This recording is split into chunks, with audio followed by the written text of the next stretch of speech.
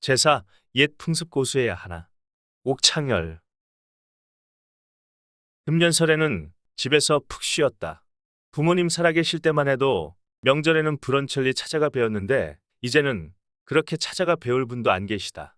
명절이면 고속도로가 주차장으로 변해 부산서 귀경하는데 19시간 걸린 적도 있는데 그런 고생도 아련한 추억이 되고 말았다. 한동안 명절 차례를 영월 큰형댁에서 지내다가 형제들이 각지에 흩어져 사는 데다 사위들이 찾아오므로 각자 차례를 지내기로 했다. 부모님 생전에는 한자리에 모였는데 다 돌아가시고 나니 구심점이 사라져 저절로 뜸해졌다. 제사도 나 어릴 때는 명절 차례 빼고 1년에 7번씩 지내느라 어머니 허리가 휘었는데 부모님 돌아가시고는 조부모님 제사 합쳐서 한 번, 부모님 제사 합쳐서 한 번, 이렇게 1년에 딱 2번만 큰형댁에 모여서 지낸다. 제사를 지내는 시간도 원래는 돌아가시기 전날 낮에 음식을 장만해서 밤 11시부터 1시 사이인 자시에 지내야 하는 것을 그냥 초저녁에 지내버리고 만다. 처음에는 이래도 되나 걱정이 되기도 했는데 지금은 그렇게 편할 수가 없다. 신문을 보니 지난 추석에 해외여행객이 30% 급증했는데 특히 5060 세대의 증가 현상이 뚜렷하다고 한다. 제사를 해외여행 가서 지내는 사람도 있다는 이야기다.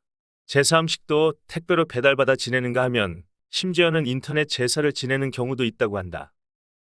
그런데도 한편에서는 여전히 미풍양속의 변질에 대한 우려가 있는 게 사실이고 주부들의 명절 증후군 이야기가 아직도 코미디나 대담 프로의 단골 소재가 되고 있다.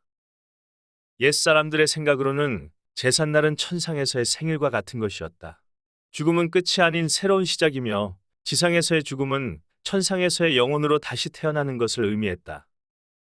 어릴 때 아버지를 따라 벌초를 다니면서 들은 이야기인데 귀신의 서열은 무조건 죽는 순서대로 매겨지므로 무덤의 위치도 순서대로 아래로 내려 쓴다는 것이다. 다시 말해 아들이 먼저 죽고 아버지가 뒤에 죽으면 아들 무덤 아래에 아버지의 무덤을 만든다. 생전 서열과 사후 서열이 달라지는 셈이다. 또한 제사는 전통적으로 사대주까지만 지내는데 그 이유는 사람의 영혼과 육체 속에 깃든 혼백의 파장이 사대 120년 정도 유지되어서 자기 후손과 함께 할 수 있다는 믿음에서라고 한다. 귀신 서열이니 혼백 파장이니 하는 것은 과학적으로 증명되긴 어렵고 어쨌거나 오랜 세월 우리의 의식 구조를 지배해온 관념인 건 사실이다. 이러한 관념에서 출발하여 조상신을 받드는 제사 문화가 발달하게 된 것 같다. 고대 사회의 토테미즘이나 샤머니즘, 불교에서 말하는 윤회나 환생도 모두 조상 숭배와 관련되지 않은 것이 없다. 심지어는 조상에 대한 제사를 지내지 못하게 하고 예수한 사람만 예배하도록 가르치는 기독교조차도 조상 숭배 종교일 뿐이라는 주장이 있다. 19세기 영국 철학자 허버트 스펜서는 모든 종교의 뿌리는 조상 숭배이며 모든 신은 조상신이라고 했다. 유대인들이 말하는 여호와 하나님, 곧 야훼도 알고 보면 유대인의 조상 아브라함의 하나님이며 계보를 따져 올라가면 야훼도 결국 유대인들의 조상신일 뿐이라는 것이다. 신약성서의 첫 구절은 예수의 족보로부터 시작하는데 예수 또한 조상신의 확고한 대열에 끼어야만 그 권위가 확보되기 때문이다. 기독교는 결국 예수에 대한 제사여 예배인 셈이다. 충효 사상을 중요한 덕목으로 삼는 아시아 유교 문화권에서는 제사가 충과 효를 실천하는 중요한 의식으로 정착되었다. 특히 직계 조상신에 대한 제사는 중국 상나라 24대 왕 조갑 때 정통성 확보와 권력 유지를 위한 방편으로 장려한 것에서 유래했다고 하며 후대의 주나라와 공자 시대를 거치면서 체계화되었다. 무한한 복종을 뜻하는 효사상은 그대로 군주에 대한 충성으로 이어지며 제사는 그러한 윤리를 실천하고 교화하며 사회를 통합하는 수단이 된 것이다. 우리나라는 고려 말까지 모두 불교식의 제례를 지내다가 조선주에 이르러 주자가래를 퍼뜨리고자 종전의 불교식은 억압하고 지금의 제사를 강요하게 되었다. 한국인은 이 제사를 통해서 조상의 덕을 추모하면서 자신의 근본을 잊지 않고 운해를 갚는 추원법원의 효를 실천해왔고 자신도 후손들을 통해 영원히 죽지 않는 삶을 추구했다. 또한 조상신의 가호를 기원하면서 자신도 가문의 오점을 남기지 않기 위해 노력했던 것이다. 이러한 순기능적인 측면을 오롯이 고려한다 치더라도 제사는 출발부터 위정자의 권력 유지를 위한 수단으로 시작된 가당찮은 우상숭배 문화라는 비판을 피할 수가 없다. 비싼 돈 들여서 죽은 조상 이름이나 사진 앞에 온갖 음식을 잔뜩 차려놨는데 조상이 밥을 먹고 간 적이 있는가? 밥그릇이 빈 적이 있는가?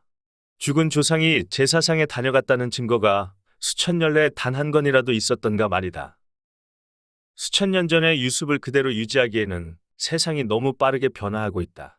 한중일 삼국 중에 제사 문화가 아직도 뿌리 깊게 자리하고 있는 건 한국뿐이라는 말도 있다. 정작 유교의 종주국인 중국에서는 명절이면 제사보다도 친척들이 모여 큰 식당 예약해서 맛있는 음식을 먹고 즐긴다고 한다. 언론사에서 한중일 삼국 국민의 의식조사를 한 적이 있는데 우리가 중국보다 더 보수적인 유교적 가치관을 따르고 있음을 보여준다. 대를 잇기 위해 아들이 필요하다는 물음에 대해 긍정하는 비율이 한국 38%, 중국 19%였다. 장남이 부모를 모셔야 한다는 물음에 대해서는 한국 60%, 중국 28%였다고 한다. 유교식 제사도 이제 과감히 허례허식을 버리고 국민과 국가에 유익한 쪽으로 전통을 만들어 나가야 한다. 가족이 모이면 누군가의 희생으로 누군가는 앉아서 먹고 노는 게 아니라 가족 성원 모두가 행복할 수 있는 그런 풍습으로 바꿔야 한다. 3년 상인이 1년 상인이 하는 장례 문화가 시대에 맞지 않아 저절로 폐기되었듯이 제사 풍습도 변화하는 시대에 맞게 고쳐나갈 필요가 있다.